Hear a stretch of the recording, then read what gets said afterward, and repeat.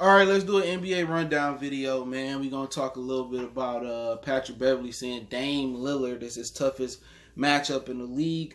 We also going to get into Montrezl Harrell as well, too, as Zion Williamson. Now, let's talk about Montrezl Harrell first, man. Montrezl Harrell has left the NBA bubble, and the Clippers are kind of light at the center position, so I'm not sure who they're going to start off at the 5, for the 3 was a preseason and 8 regular season games.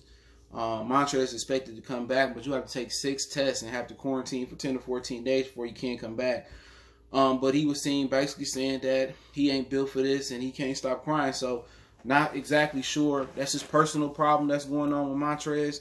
But I like Montrezl coming out of Louisville, man. Montrezl was a dude that, the Rockets didn't really want to play him like that. He worked hard. He became the modern day, undersized 5. He, extended his range to the 3-point land. He played with a lot of heart, a lot of tenacity. He played bigger than what he is. And to a certain extent, I'm a Piston fan. And check out my Detroit channel. I talk Piston, Lions, Detroit News, Motor City Sports Talk right here on YouTube. Appreciate everybody that checks it out. And he reminds me of Ben Wallace a little bit. Not the game, the heart. Undersized, hard worker. He reminds me, he would be on my Ben Wallace list. I'm not saying he was a defensive player, but his intangibles was off the roof. And intangibles is something for people to understand. Can't touch. You can't see it. You know what I'm saying? Well, you can't touch it, but you know it's there. And Montrezl, got a lot of heart, bro. I always liked him at Louisville under Rick Pitino. Seeing him when he got in the garbage minutes in Houston.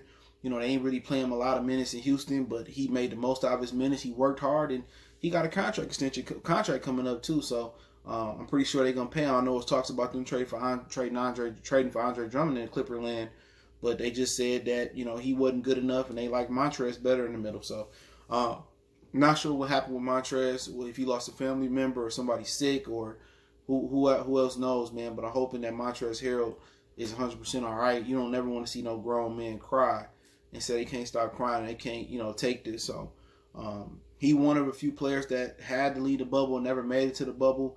You had with the Craig, Porter, and Gary Harris from Denver.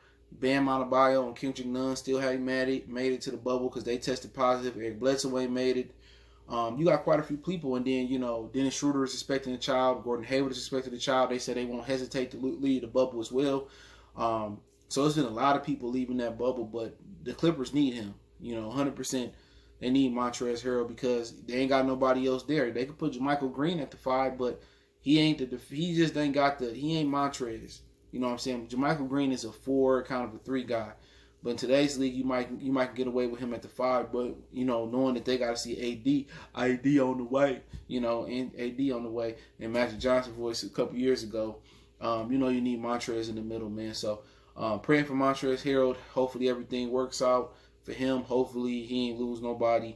They're able to recover and get back. So looking forward to seeing Montrezl Harrell on the floor in a restart, which kicks off July 30th, I heard. I think it's 8 regular season games, 3 preseason games, I heard. But we also talked about yesterday, if you missed the video, Shams reported the other day that the MVP, the Defensive Player of the Year, the individual awards, and the all NBA teams, they will be based off March 11th. So whatever they do in the remake season, 8 games, that won't call for MVP or Defensive Player of the Year.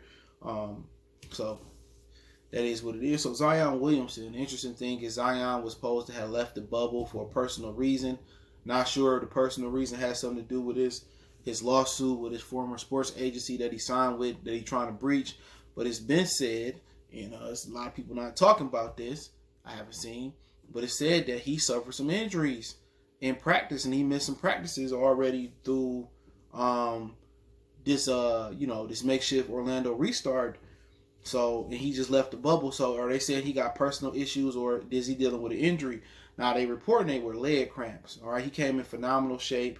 I seen some footage of him bullying dudes on the court, getting to the rack, finishing at the rack. Couldn't nobody in New Orleans stop him. Nobody. AD on the way. He probably couldn't stop, Zion if he still was in New Orleans. And he was looking unstoppable, but he plays with such reckless abandonment, like Dwayne Wade and One guy I seen that played with reckless abandonment that never physically got old was Allen Iverson. He's my favorite player of all time. He my GOAT, man, GOAT, man. I ain't gonna argue with you LeBron and Jordan fans. I acknowledge that, they are, I'm not mad if you put them on their list. Jordan is the GOAT. I'm not mad. But this is my GOAT, man. My favorite player of all time is Allen Iverson. But, he's the one I seen that could get on the floor, get banged up, and just never got an opportunity to get old and just physically break down because of his issues in Memphis. But, he kind of on that Dwayne Wade type of list, somebody that's just, reckless, doing all this unnecessary pro hopping and jumping, and he got to change his game to be a little bit more finesse right now, especially with that weight. No matter if it's the ideal weight for Zion or not, it's still playing 82 games a season, and it's still a lot on a man's body going up in age and years in the NBA. That's what kind of happened with Larry Johnson.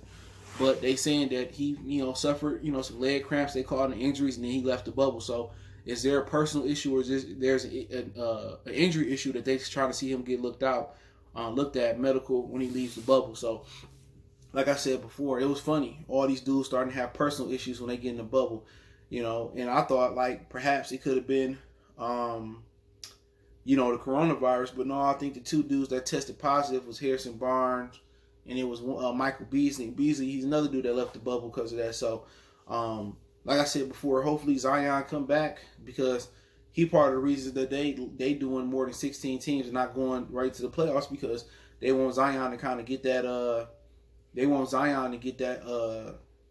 that last spot over Ja Morant. But whatever he do, it won't count towards the Rookie of the Year race. But I think New Orleans got an excited team. People ain't realized Lonzo shooting above 40% from the three. He fully healed. Adam Foster also revealed a couple months ago, maybe late last year, that Lonzo had a secret knee injury that he didn't report to the NBA. Now I seen that he's healthy. Drew Holiday been doing well. Ingram been balling, but since Zion kind of came back, it kind of been messing up his swag a little bit, man. So him and Zion ain't really, found sway good together. But eventually, if they bring back Brandon Ingram, I think Alvin Gentry or somebody on that staff can get it to work. But we'll see, man. But that's a nice young team. Jackson Hayes and, Nikhil Alexander. I like him as well. Gillizy Alexander, whatever his damn name is.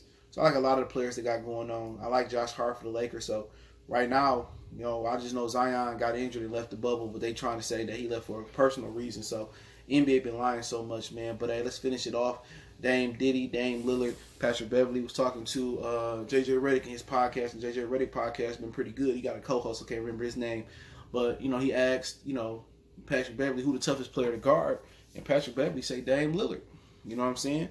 He said I had to get stronger, I had to get faster. He said I had to go to my personal trainer and tell him I need to get faster to keep up with Dame Lillard laterally. You'd think he meant quicker, and he said he had to hit the weight room, and Dame Lillard made him do that. And he said eventually it all paid off on one play last year where he got a one-on-one stop in a game-winning isolation situation. So, I think Damian Lillard's top 5 player in my opinion, man. He will be in my MVP race this year, but, they ain't win enough. They missed Nurkic. I think Whiteside stepped in nice enough. Just that Portland missing that phenomenal wing score. I just think they need to break it up with CJ McCollum too. But with Dame, he one of the best players in the league. You know what I'm saying? I don't know what. Ain't looking too good right now. I ain't looking too good right now, man. It's raining outside. So hopefully the power don't go out, man. But that shit was crazy, bro. Hopefully the power don't go out. I don't want to have to go around the corner to my mom's crib. These dogs gonna be here by themselves. But yeah, with Damian Lillard, man, I look forward to seeing him in these makeshift playoffs. But Patrick Beverley, right? It got to be hell guarding Damian Lillard one-on-one. You talk about Steph Curry guarding one-on-one. They kind of made a comparison when people were saying he was kind of like a poor man's or like Steph Curry. But he's his own problem now because Dame can get by you. Dame can, he got unlimited range like Steph. He's not the shooter Steph is. But I just think, his handles, his quickness, the screens, the ability to get to the rack and finish. He is more athletic and explosive than Steph Curry. He crafty around the bucket. If he he can finish above the rim. So, yeah, Dame is his own entity, bro. Dame is one of the best 5 players in the league currently, I believe, when you're talking about pure talent. And we love to see him, get an opportunity to win a title and get out of Portland. But he don't want to leave Portland, and Portland don't want to get rid of C.J. McCollum neither. And I think that's partially because he don't want to get rid of McCollum. So I feel him on that. You know, you want to get rid of your backcourt, but they not going to win nothing together. They too undersized. They don't defend good enough in the backcourt. At least McCollum, though, he's too short. So they need to get somebody else over there in the backcourt. They need to get them a wing. But we see how it kind of, you know, play out for, you know, Damian Lillard and Patrick Beverley in these playoffs, or Portland can get there. Let me know what you think about the Zion situation. Also, let me know what you guys think about, you know, Montrezl Harrell. We're going to pray for him. Hopefully he get through whatever he's going through. Let me know what you guys think. Check out our NBA Talk playlist. Don't forget, we on Facebook, Instagram, Twitter. You can reach out if you got business question, inquiry, sponsorship, video requests. Keep sharing videos. Want to make a donation to the channel? Cash App, PayPal there. And sorry for the, you know, the lights going on. I'm glad they came back on, man. Storming outside, so Detroit weather could be a little bit iffy. But hey, appreciate the love, support. Don't forget, check out my Detroit channel if you just want to show love. It's a good way to donate too, man. Motor City Sports Talk right here on YouTube. You know.